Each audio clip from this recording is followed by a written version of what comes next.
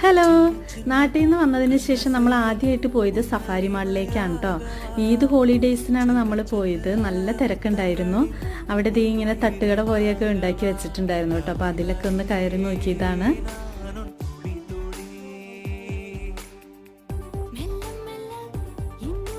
ഞാനൊരു ടെൻറ്റിൽ കയറിയത് എൻ്റെ തല നന്നായിട്ടൊന്ന് ഇടിച്ച്, പക്ഷെ ഒന്നും പറ്റിയില്ല.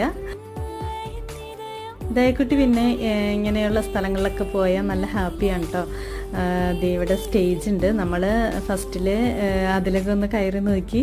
പിന്നെ ബീച്ചിലേക്കുള്ള സാധനങ്ങളൊക്കെ ഉണ്ടായിരുന്നു കേട്ടോ. പിന്നെ ഇൻഡോർ ഔട്ട്ഡോർ പ്ലാന്റ്സുകളും പിന്നെ നമ്മുടെ തത്തമ്മയും മൊയലും ലവ് ബേർഡ്സൊക്കെ ഉണ്ടായിരുന്നു.